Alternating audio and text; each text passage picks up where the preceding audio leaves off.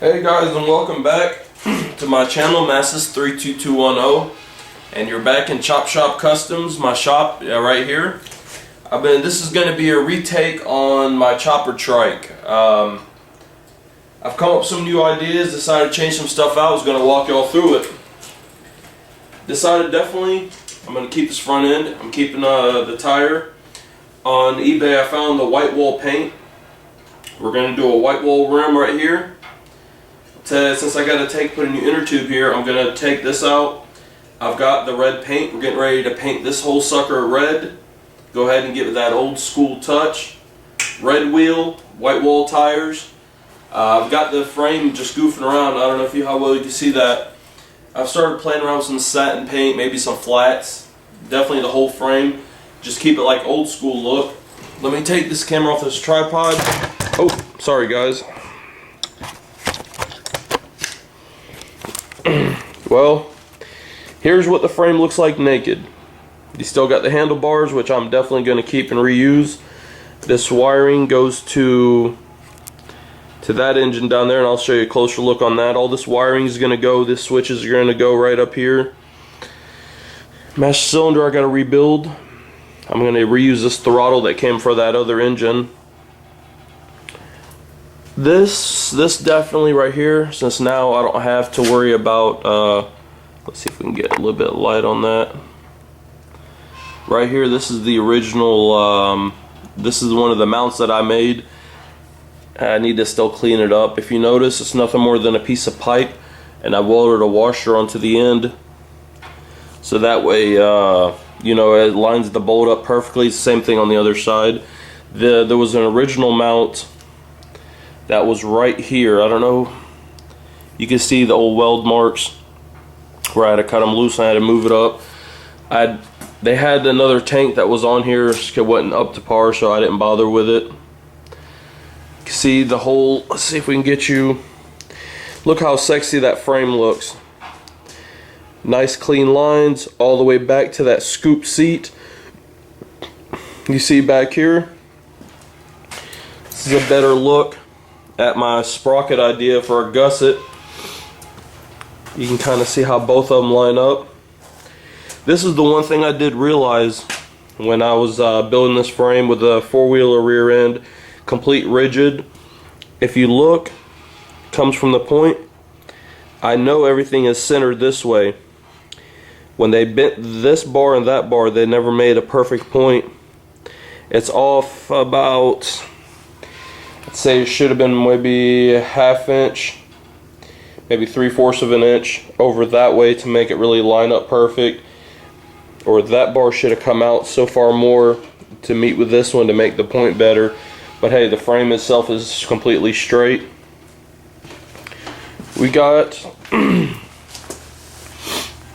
these are some of the mounts. Let's see if we can zoom in. Here's some of the mounts that I had. These are my lower engine mounts that I had fabbed up. They were nothing special. They were actually just goofing around. Ended up, I think I took, like you can see right here. Let's see if I can zoom in. It was nothing more than, the mounts were short. They were off something else I was building. Welded a nut to the bottom, welded it, tacked it up right here. Hell, you could even see there's still a piece of welding wire that was stuck.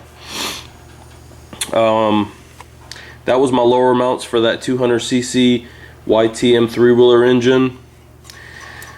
They worked. Here's my set of top mounts. I had made these out of flat bar. Cut, shaped them, drilled the holes. They welded directly onto there. There was 2 top mounts, 2 lower mounts. And here's my creative idea, which I thank God now I didn't finish welding this up. This is nothing more than a ½ inch, what do you call it, ½ inch galvanized water pipe. I could have finished tacking all this up here and here, and it's the same thing. This is like the most creative thing I've come up with. You just cut your pipe to the correct angle, maybe a hair lower on the chop saw, weld a washer to the end. Now you have a perfect tube to hold your nuts and bolts. And that was my idea for my front set of mounts, which had a bracket that connected here. There were flat brackets that came out and bolted to the motor on each side. And it was fun and dandy, but you know, a lot of thought was going into this thing. I almost threw my back out. My buddy almost threw his back out. This is only 200 cc's, and this thing is like a beast to pull start. It's such high compression. It's missing right here. There's a high compression, like a decompression cable that goes from here, goes all the way over to the other side of the head to a decompression cable. And we just gave up on this engine. It runs, don't get me wrong. Then besides having to have like He-Man type strength to get this thing to actually turn over, the major issue is there's a float in the carb. We either set it too far, we either pull the tab too far down and it dumps fuel out here, or we go too far up and it starves the engine. So what I decided to do, as much as I hate to do it, we're getting rid of this engine. This sucker's gone. Keeping my Harley-Davidson peanut gas tank, because that is actually true Harley-Davidson tank. I'm definitely keeping this whole frame. And what we decided to do, I've got a 420 cc engine coming. I'm getting it from Harbor Freight. It's I believe what they call, it's a 13 horsepower 420 cc like go-kart engine or snowblower engine or whatever you'd put it on. I've done the math, the gearing. I went ahead and ordered a shaft online. It's a clutch. It's a torque converter clutch. Engine will mount up here. We're going to get rid of these, and that's by the next video. I should have all the parts in.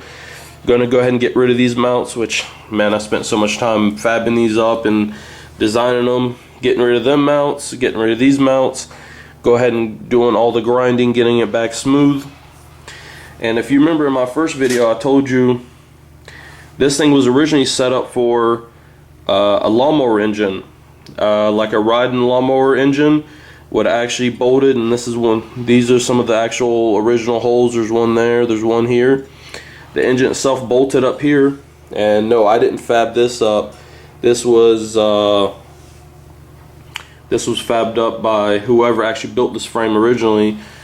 And you see right there, that's one mount. There's another one identically to it on the other side, somewhere back over there. The axle would actually bolt there, and that's how, you know, and there was this lever, which this thing is actually froze up. There was a lever that went here and another thing there and something bobbers. I said, well, we're going to go ahead and do that. That engine, the good thing about it has a recoil start, but it's also electric start, and that's why I never cut loose the original battery holder that was on this frame. So that's going to come in handy. I got also, since waiting on that engine to show up and the other parts, I got to take this, which this is off the actual three-wheeler, or I'm sorry, the four-wheeler I got the rear end from. I got to cut this bracket, move it up higher, run the rod to the back for the brake. But guys, please check out my next video. I appreciate y'all watching. Thank you for subscribing, viewing, and everything else. God bless y'all. Thank you for being with Chop Shop Customs and Masses 32210.